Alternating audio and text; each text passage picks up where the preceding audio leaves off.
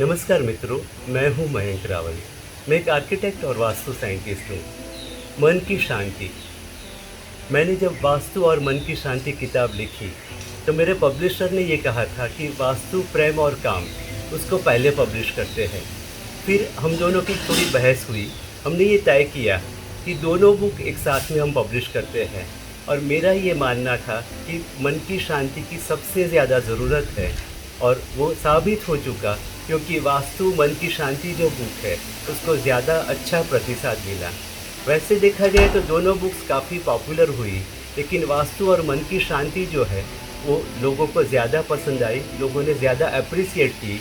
उसकी वजह यह है कि मेरे पास जितने भी क्लाइंट आते हैं, शुरू में बोलते हैं कि हमें ज़्यादा पैसे चाहिए, हमें ये चाहिए, हमें वो चाहिए। धीरे धीरे करके उनकी समझ में आता है कि अल्टीमेटली उनको मन की शांति चाहिए।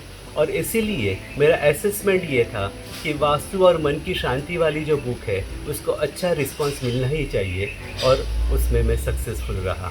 दोस्तों, मन की शांति कहाँ से मिलती है? आजकल मैंने देखा हुआ है कि लोग ये अपने गोल सेट कर लेते हैं कि शॉर्ट टर्म गोल्स ये है, मुझे आज शाम तक ये चाहिए, एक हफ्ते में वो चाहिए, एक महीने में वो चाहिए, एक साल में ये चाहिए, 10 साल में मुझे ये चाहिए, 50 साल में ये चाहिए, जबकि इंसान को पता ही नहीं है कि एक पल के बाद क्या होने वाला है। पूरा प्लानिंग इधर उधर हो जाता है, सबको पता है। क्या आप में से किसी ने ये कोरोना का प्लानिंग किया था? क्या आप में से किसी ने ये लॉकडाउन का प्लानिंग किया था? नहीं किया था ना, क्योंकि किसी को पता ही नहीं था। बड़े से बड़े एस्ट्रोलॉजर भी ये प्रिडिक्ट नहीं कर पाए थे कि कोई वायरस आएगा जो महामारी बन के फैलेगा, सभी को कैद कर लेगा और सभी डिपेंडेंट हो जाएंगे और एक फियर सा सबके दिमाग में आ जाएगा। लेकिन ऐसा हुआ। तो अल्टीमेटली सारे कंट्रोल्स जो है वो कुदरत के हाथ में है, वो समझना ज़रूरी है। जैसे पानी के अंदर कास्ट अपने आप तैरता है और बहाव के साथ में वो तैरने का मज़ा लेता है। हमारी लाइफ फ्री फ्लो में अगर हम डाल देंगे तो वो मज़ा हम भी ले पाएंगे। तो सबसे पहले तो ये लंबे लंबे जो प्लानिंग है वो करना बंद कर देना चाहिए। दूसरी बात ये है कि जो भी लाइफ हमें मिल रही है उसको किस तरीके से हम एंजॉय कर सकते हैं वो सीखना चाहिए। एक छोटे बच्चे के पास अगर एक रस्सी है और सामने कुत्ता आ जाता है तो वो रस्सी को हथियार बना देता है और उससे बच के निकल जाता है। उसी रस्सी का झूला बना के वो पेड़ों की डाली पे झूल भी लेता है। उसी रस्सी से वो पानी भी खींच सकता है और उसी रस्सी जो है उससे कोई खिलौना बना के वो खेल भी सकता है। यानी कि उसके पास एक ही चीज़ है, लेकिन लाइफ को किस तरीके से एंजॉय करना है वो उसको पता है। और ये चीज़ अगर हमारे दिमाग में आ जाए, अगर हम इस चीज़ को सीख लें, तो मुझे यकीन है कि लाइफ में बस शांति ही शांति रहेगी, क्योंकि हमारे पास जो भी है उसमें हम सेटिस्फाइड है, उसमें हम एंजॉय कर सकते हैं। और लाइफ की छोटी छोटी जो खुशियाँ हैं ना, उसको अगर हम सीख लें, उसको समझ लें, तो मुझे लगता है कि लाइफ ब्यूटीफुल ही है।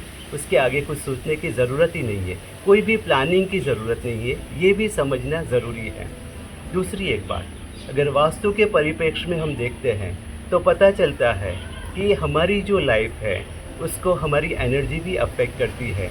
तो अगर ईशान का वास्तु दोष है तो इंसान को ख्याल ज़्यादा आते हैं, उसकी जीत बढ़ जाती है और उसको लगता है कि मुझे जो चाहिए वो सबको मुझे देना ही पड़ेगा, और उसकी वजह से उसके मन की शांति तो जाती है, लेकिन दूसरों के मन की शांति भी चली जाती है। अगर पूर्व का दोष है तो उसके एक्सपेक्टेशन बढ़ जाते हैं, उसको लगता है कि मुझे बहुत सारा रिस्पेक्ट मिलना चाहिए और उसके लिए वो अटेंशन सीकिंग बन जाता है।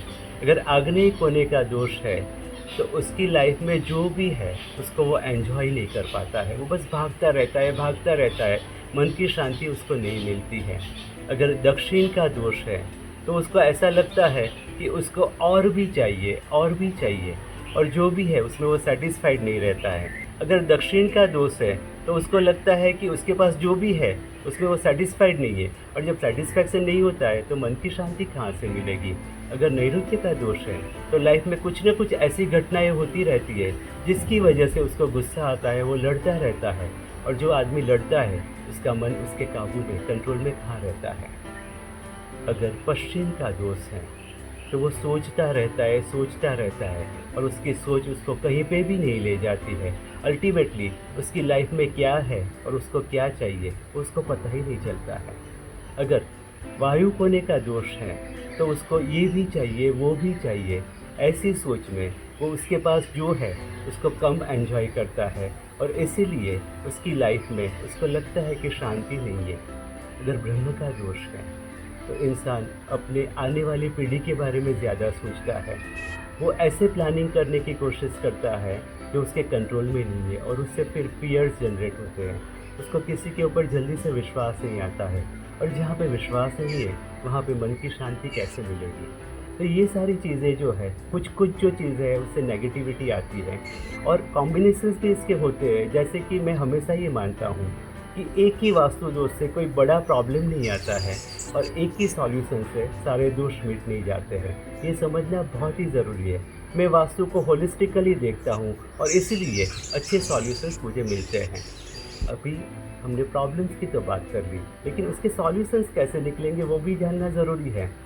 तो मन की शांति अगर चाहिए तो उसके लिए एक सिंपल रेमेडी मैं देता हूँ, क्योंकि जितने भी प्रॉब्लम है उससे ज़्यादा सॉल्यूशंस होंगे तो पूरे घर को हमें समझना पड़ेगा, लेकिन बेसिक सॉल्यूशन मैं आपको ज़रूर दे सकता हूँ। तो गूगल नाम का एक मटेरियल आता है, उसका जो पूरे घर में फैला दीजिए।